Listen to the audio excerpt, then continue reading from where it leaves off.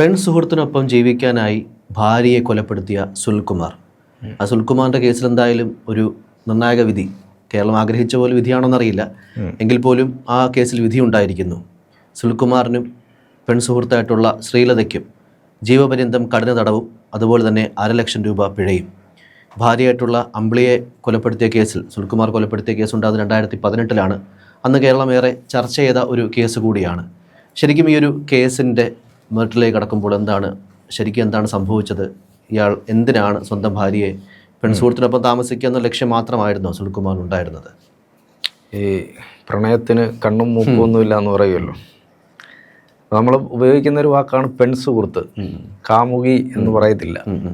ശരിക്കും പറഞ്ഞാൽ ഈ സുഹൃത്തുക്കളെ കൂടെ ആക്ഷേപിക്കുന്ന തരത്തിലാണ് നമ്മൾ പെൺസുഹൃത്ത്, ഇളവാണല്ലേ? അതെ, പെൺസുഹൃത്ത്, ആൺ സുഹൃത്ത് എന്നൊക്കെ പറയും. എന്തെങ്കിലും കേസിനകത്തൊക്കെ അകപ്പെട്ടു കഴിഞ്ഞാൽ പെൺസുഹൃത്തും ആൺസുഹൃത്തും അല്ല, കാമുകനും കാമുകിയും എന്നാണ് പറയേണ്ടത്. ഇപ്പോഴാന്ന് തോന്നുന്നു കുറെ കൂടെ ടൈമിംഗിൽ ഒരു മാറ്റം വന്നു. അങ്ങനെ പറയുമായിരുന്നു. ഇവർ തമ്മിൽ പ്രായത്തിൽ വ്യത്യാസമുണ്ട്. ഇയാൾക്ക് 46 വയസ്സും സുനിൽകുമാറിന് 46 വയസ്സും ശ്രീലതയ്ക്ക് 53 വയസ്സുമുണ്ട്. ഇയാളുടെ ഭാര്യ കൊല്ലപ്പെട്ട അമ്പിളിക്ക് 36 വയസ്സാണ്. 2018 മെയ് 27 കൊല്ലപ്പെടുമ്പോൾ പ്രായം. അപ്പൊ അതും കൂടെ നമ്മൾ ആലോചിക്കണം. അമ്പിളി ഒരു പെൺസുഹൃത്തിന് തന്നെക്കാൾ പ്രായമുള്ള പെൺസുഹൃത്തിന്, അതെ, ഗേൾ ഫ്രണ്ടിന് വേണ്ടിയിട്ടാണ് അവരുടെ എന്തുകൊണ്ടാണ് അവരെ ശിക്ഷിച്ചതെന്ന് വെച്ചാൽ അവരുടെ പ്രേരണയാലാണ് ഇയാൾ ഈ കൊലപാതകം നടത്തിയിട്ടുള്ളത്. വളരെ നിർണായകമായ ഒരു കാര്യം, ഇയാൾ ഈ കൊലപാതകം നടത്തിയതിനു ശേഷം ഇയാൾ ഓട്ടോയിൽ ഈ അമ്പിളിയുടെ മൃതദേഹവുമായി അമ്പിളിയെ ആത്മഹത്യ ചെയ്തു എന്ന് പറഞ്ഞിട്ടാണ്, ആത്മഹത്യക്ക് ശ്രമിച്ചു എന്ന് പറഞ്ഞിട്ടാണ് ഓട്ടോ വിളിച്ച് അടൂർ ആശുപത്രിയിലേക്ക് ഇയാൾ കൊണ്ടുപോകുന്നു. ആ സമയത്തൊരു ഫോൺ കോൾ വരുന്നു. അപ്പോൾ ഇയാൾ ആ ഫോൺ അറ്റൻഡ് ചെയ്തിട്ട് ഇയാൾ മറുപടി, ആ ഫോൺ വിളിച്ച ആളിനോട് മറുപടി പറയുന്നു, നീ വീട് പൂട്ടി പൊയ്ക്കോ എന്ന് പറയുന്നു. അപ്പോൾ അത് ഈ ശ്രീലതയായിരുന്നു. ശ്രീലത അന്വേഷിക്കാൻ വേണ്ടി വിളിച്ചാണ്, എന്തായി എന്നറിയാൻ വേണ്ടിയിട്ട് ശ്രീലത വിളിക്കുകയായിരുന്നു. വളരെ നിർണായകമായ ഒരു ഫോൺ കോൾ. അതൊക്കെ പോലീസ് പിന്നീട് കണ്ടെത്തുമായിരുന്നു. ഇതിനകത്ത് മറ്റൊരു പ്രധാനപ്പെട്ട കാര്യം, ഇത് ആത്മഹത്യയാണ് എന്ന് തന്നെയാണ് പോലീസും ആദ്യം കരുതിയിരുന്നത്. പോസ്റ്റ്മോർട്ടം ചെയ്ത സർജൻ്റെ സംശയം, Alappuzha police surgeon doctor Krishnan ഉന്നയിച്ച ചില സംശയങ്ങളുണ്ട്. അദ്ദേഹത്തിന് ചില സംശയങ്ങൾ വന്നു. അത് ഒന്ന്, കഴുത്തിൽ കയർ മുറുക്കിയാണ് ഇവർ മരണപ്പെട്ടിട്ടുള്ളത്. പക്ഷേ ഈ കയർ മരിച്ചതെങ്കിലും സംഭവ സ്ഥലം പോയി പരിശോധിക്കണം എന്ന് കൃഷ്ണൻ പറഞ്ഞു. അതുമാത്രമല്ല, കഴുത്തിലെ കെട്ടിൻ്റെ രീതിയും മുഖത്തെ മുറിവും സംശയം ഉണ്ടാക്കുന്നതാണ്. ആത്മഹത്യ ചെയ്യുമ്പോൾ ഉണ്ടാകുന്ന രീതിയിലുള്ള കെട്ടല്ല. നോട്ടിനൊരു അതെ, ഉണ്ടാവും. അത് മാത്രമല്ല, ഇയാൾ ഈ തടിപ്പണിക്കാരനാണ് സുനിൽകുമാർ. അപ്പൊ ഇയാൾ കെട്ടിയ കെട്ടെന്ന് പറയുന്നത് തടിപ്പണിക്കാരന്റെ കെട്ടാണ് കെട്ടിയത്. ഉയർത്താനോ കെട്ടുന്ന ആ രീതിയിലുള്ള കെട്ടാണ് കെട്ടിയത്. അപ്പൊ അങ്ങനെയാണ് പോലീസ് കൃത്യമായി സംഭവ സ്ഥലത്തെത്തുന്നു, അന്വേഷിക്കുന്നു. അങ്ങനെ പോലീസിന് ബോധ്യപ്പെടുന്നു ഇത് ആത്മഹത്യയല്ല, കൊലപാതകമാണ് എന്ന് പറയുന്നു. പോലീസിന് മനസ്സിലാവുന്നു. 5 സാക്ഷികൾ, അത് ദൃക്സാക്ഷികളില്ല, പക്ഷെ 5 സാക്ഷി മൊഴികളുണ്ട്. ആ മൊഴികളും കൂടെ ആകുമ്പോൾ ഇത് ബലപ്പെടുകയാണ്. അന്ന് ഞാൻ ഈ നേരത്തെ പറഞ്ഞ പോലെ ഓട്ടോയിൽ ഇവര് മരണപ്പെട്ടു. ഇയാൾ ചെയ്ത ഒരു കാര്യം എന്ന് പറഞ്ഞാൽ, ശ്രീലതയുമായിട്ട് ഇയാൾ സൗഹൃദത്തിലായതിനു ശേഷം, ഇവർ പ്രണയിച്ചു തുടങ്ങിയതിന് ശേഷം ശ്രീലത മിക്കപ്പോഴും പറയും, ഇവളെ കൊന്നിട്ട്, ഈ ഭാര്യയായ അമ്പിളിയെ കൊന്നിട്ട് നമുക്ക് ഒരുമിച്ച് താമസിക്കാം. ഇവർക്ക് 2 കുഞ്ഞുങ്ങളുണ്ട്, ഈ സുനിൽകുമാറിനും അമ്പിളിക്കും. അപ്പോൾ നമുക്ക് ഒരുമിച്ച് താമസിക്കാം എന്ന് പറയും. ഇതൊക്കെ സാക്ഷിമൊഴിയിൽ വന്നിട്ടുണ്ട്. അതേസമയത്ത് ഈ മരണത്തിന് ശേഷം ഇയാൾ കാര്യമായ ദുഃഖമൊന്നും പ്രകടിപ്പിക്കുന്നില്ല എന്നുള്ളത്. ഹോസ്പിറ്റലിൽ എത്തിച്ച സമയത്തും ഭാര്യയുടെ മരണത്തിൽ അപ്രതീക്ഷിതമായി ഭാര്യ മരിക്കുകയാണ്. അപ്പോൾ കരയാനും ഒന്നും ഇയാൾ കരയുന്നുമില്ല, ആ ദുഃഖമൊന്നും പ്രകടിപ്പിക്കുന്നില്ല. ആ സമയത്ത് തന്നെ ഇയാൾ കസ്റ്റഡിയിൽ എടുക്കുന്ന സമയത്തും, ഇയാൾക്ക് സംശയത്തിന്റെ പേരിൽ കസ്റ്റഡിയിൽ എടുക്കുന്ന സമയത്ത് ഇയാൾ ബിരിയാണിയാണ് ആവശ്യപ്പെടുന്നത്. അതായത് സംശയത്തിന്റെ പേരിലാണ് കസ്റ്റഡിയിൽ എടുക്കുന്നത്. ഭാര്യ മരിച്ചു കിടക്കുമ്പോൾ അപ്പോൾ ഇതൊക്കെ പോലീസിന് സംശയം ഉണ്ടാക്കി. ഇയാൾ ആ സമയത്തും ബിരിയാണി ആവശ്യപ്പെടുന്നു. ഇതും പോലീസിന് സംശയം ഉണ്ടാക്കി. ഇവരുടെ ഈ പ്രേരണയിൽ ഇയാൾ ചെയ്ത കാര്യം എന്ന് പറയുന്നത്, ഭാര്യ വീടിന്റെ അടുക്കള ഭാഗത്ത് വെച്ചാണ് ഇയാൾ ഈ സുനിൽകുമാർ അമ്പിളിയെ മർദ്ദിക്കുന്നത്. നിരന്തരം ശ്രീലത ആവശ്യപ്പെട്ടതിൻ്റെ അടിസ്ഥാനത്തിൽ വഴക്കാണ്. അപ്പോൾ ഈ വഴക്ക് ഒരു ദിവസം ഈ 2018 നടക്കുന്ന സമയത്ത് ശ്രീലതയെ അടുക്കള ഭാഗത്ത് വെച്ച് അമ്പിളിയെ ഇയാൾ അടിച്ചു വീഴ്ത്തിയിട്ട് ഇയാൾ തന്നെയാണ് അമ്പിളിയെ തോളിലിട്ട് എടുത്തുകൊണ്ട് പോയി പ്ലാസ്റ്റിക് കയർ ഉപയോഗിച്ച്, ആ മുറിയിൽ കൊണ്ട് കിടത്തിയിട്ട് പ്ലാസ്റ്റിക് കയർ ഉപയോഗിച്ച് കഴുത്തിൽ കുരുക്കി കെട്ടിത്തൂക്കി കൊലപ്പെടുത്തുക. അതിനുശേഷം ഇവർക്ക് ബോധം പോയി കഴിഞ്ഞിട്ട് പിന്നെ ബോധം നശിച്ച ഭാര്യയെ കുരുക്കിട്ട് കഴിഞ്ഞിട്ട്, അപ്പോൾ കുരുക്കിട്ട് കഴിയുമ്പോൾ സ്വാഭാവികമായിട്ടും ജീവനുള്ള ആളാണെങ്കിൽ മരണവെപ്രാളത്തോടെ പിടയും.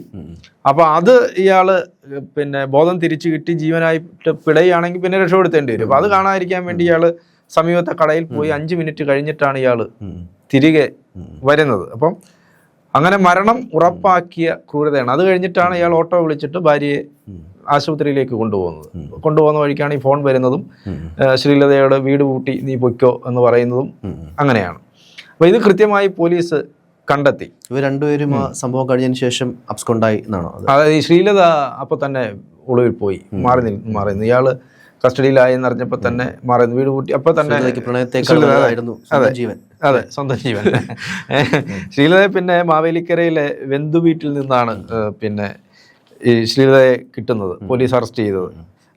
മാവേലിക്കര പല്ലാരിമംഗലത്തെ ബന്ധു വീട്ടിൽ നിന്നാണ് കിട്ടുന്നത്. അപ്പോൾ ഈ പ്രണയക്കുരുക്കിലൊക്കെ മിക്ക കേസുകളിലും ഇങ്ങനെയാണ്. അവരുടെ വിചാരം ഇങ്ങനെ ഒരു കൊലപാതകം ചെയ്തിട്ട് ഈ പ്രണയിക്കുന്ന ആളിനെ, ഈ ഭാര്യയായാലും ഭർത്താവായാലും സ്വന്തമാക്കാം എന്ന് കരുതുന്ന ഒട്ടേറെ ആളുകളുണ്ട്. പക്ഷെ ഒരിക്കലും നമ്മളെടുത്ത് നോക്കിയാൽ ഇത്തരം കേസുകളിലൊന്നും ആർക്കും വളരെ ചെറിയ ശതമാനം എങ്ങാനും, അതും ഏതെങ്കിലും ഒരു കാലഘട്ടത്തിൽ ഇതൊരു കൊലപാതകമായിരുന്നു എന്ന് തെളിയുകയും ചെയ്യും. അപ്പോൾ ഒരിക്കലും അവർക്ക് ഒരുമിച്ച് ജീവിക്കാൻ, ഇങ്ങനെ ഒരാളെ ജീവിച്ചാൽ തന്നെ സന്തോഷം ഉണ്ടാകത്തില്ല. അത് ഈ പല ആളുകളും അങ്ങനെ വന്നിട്ടുള്ള ആളുകളും പിന്നീട് കൊലപാതകം നടത്തിയിട്ടുണ്ട്. മറ്റേ ആളിനെ കൊന്നിട്ട് ഇവിടെ വന്ന് ഒരുമിച്ച് താമസിക്കുന്ന ആളുകൾ പിന്നീട് കൊലപാതകത്തിലേക്ക് പോയിട്ടുണ്ട്. അപ്പോൾ ഒരുമിച്ച് ജീവിക്കാനേ പറ്റുന്നില്ല. അതൊന്ന്. രണ്ടാമത് ജീവിതകാലം മുഴുവൻ ജയിലിലേക്ക് കഴിയേണ്ട അവസ്ഥ ഉണ്ടാകുന്നു, ജീവിതം തന്നെ ഇല്ലാതാകുന്ന ഒരു അവസ്ഥ ഉണ്ടാകുന്നു. അപ്പോൾ അതാണ് പലപ്പോഴും സംഭവിച്ചൊല്ലി അമ്പിളിയെ മർദ്ദിക്കുന്ന ഒരു സാഹചര്യമൊക്കെ ഉണ്ടായിരുന്നു. അതായത് ഈ സാക്ഷി മൊഴികൾ പറയുന്ന ഒരു കാര്യമുണ്ട്. അതിനകത്ത് 5 സാക്ഷികളുണ്ട്. അവരുടെ മൊഴികളാണ് നിർണായകമായിട്ടുള്ളത്. അത് 2-3 സാക്ഷികളായിട്ടുള്ള ഉളവുക്കാട് സുമോദ് ഭവൻ സോമൻ, പിന്നീട് സോമന്റെ ഭാര്യ വിജയമ്മ. 5ാം സാക്ഷിയായിട്ടുള്ള പാപ്പോട്ട് തെക്കതിൽ ഗീത രാജൻ. 12-13 സാക്ഷികളായിട്ടുള്ള അജയ് ഭവനത്തിൽ പ്രമോദ്, ഭാര്യ ബിന്ദു.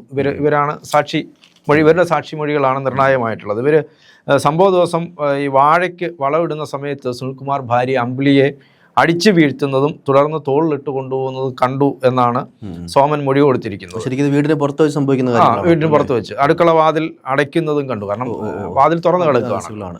അപ്പോൾ അടുക്കള വാതിൽ അടയ്ക്കുന്നതും കണ്ടു എന്നുള്ളൊരു മൊഴിയുണ്ട്. അതുപോലെ തന്നെ ശ്രീലതയുമായുള്ള അടുപ്പത്തെ അമ്പിളി എതിർത്തിരുന്നു എന്ന് ഈ ഒരു സാക്ഷിമൊഴി. നിരന്തരം ചൊല്ലി അവിടെ വഴക്കുണ്ടായിരുന്നു. അത് ഒരു ദിവസം ഈ ശ്രീലതയുടെ വീട്ടിൽ വെച്ച് പിന്നെ സുനിൽകുമാർ അമ്പിളിയെ സാരി മുറുക്കി കൊല്ലാൻ ശ്രമിച്ചു, കഴുത്ത് മുറുക്കി കൊല്ലാൻ ശ്രമിച്ചു എന്ന് സാക്ഷിമൊഴിയിൽ ചിലർ മൊഴി നൽകിയിട്ടുണ്ട്. അമ്പിളിയെ കൊന്നിട്ട് ഒരുമിച്ച് താമസിക്കാം എന്ന് ശ്രീലത പലതവണ പറഞ്ഞതായിട്ട് സാക്ഷിമൊഴി ഉണ്ട്. അപ്പോൾ ഇതെല്ലാം വന്നപ്പോൾ അമ്പിളിയെ കൊലപ്പെടുത്തിയതാണ് എന്നുള്ളത് ഇവർ തന്നെ ഇയാളുടെ കെട്ടും ഇയാളെ ഫോൺ വിളിയും ഇയാൾ യാതൊരു ദുഃഖവും ഇല്ലാത്തതും, അതെ, ബിരിയാണി കഴിപ്പും, പിന്നെ ഫോറൻസിക് സർജന് തോന്നിയ സംശയവും, ഒരു ആത്മഹത്യ ചെയ്ത രീതിയിലുള്ള മുറിവോ അല്ലെങ്കിൽ ആ തരത്തിലുള്ള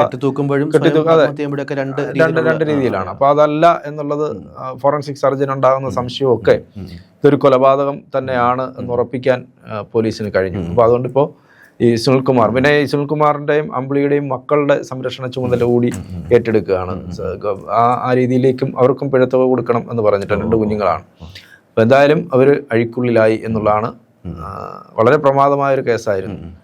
ഭാര്യയെ കൊലപ്പെടുത്തി കാമുകിക്ക്, അത് 53 വയസ്സുള്ള തന്നേക്കാൾ 7 വയസ്സ് മുതിർന്ന സ്ത്രീയോടൊപ്പം താമസിക്കാനുള്ള ആഗ്രഹമാണ് ഭാര്യയെ കൊലപ്പെടുത്താൻ പ്രണയങ്ങളിലൊക്കെ ഇത്തരം താല്പര്യങ്ങൾ തോന്നുന്ന ആണിനും പെണ്ണിനും ഒക്കെ ഒരു പാഠമായിരിക്കട്ടെ അല്ലേ? അതെ, പാഠമായിരിക്കട്ടെ. ജയിലിൽ കിടന്ന് പിന്നെ സ്വപ്നം കണ്ട് ജീവിക്കാം, ഒരുമിച്ച് ജീവിക്കുന്നതിനെ പറ്റിയിട്ടുള്ള സ്വപ്നം കണ്ട് ജീവിക്കാം. ഇനിയിപ്പോൾ ആ സ്വപ്നവും കാണാൻ പറ്റത്തില്ല. അവർ ജയിലിൽ നിന്ന് ഇറങ്ങുമ്പോഴത്തേക്ക് അവർക്ക് ഇപ്പോൾ 53 വയസ്സായി. അവരുടെ ഒരു നല്ല കാലം കഴിയും. ഇതിപ്പോൾ തന്നെ നല്ല കാലം കഴിഞ്ഞു. അയാളുടെയും ഏകദേശം വാർദ്ധക്യത്തിലെത്തുന്ന ഒരു സമയമാവും. പിന്നീട് ഒന്നുമില്ല, ഇങ്ങനെ ആർക്കും വേണ്ടാതെ മരണപ്പെട്ടു പോകാം എന്നേ പറയാൻ പറ്റുള്ളൂ. കോടതിക്ക് ഒരു നന്ദിയില്ലേ? അതെ, ശരി.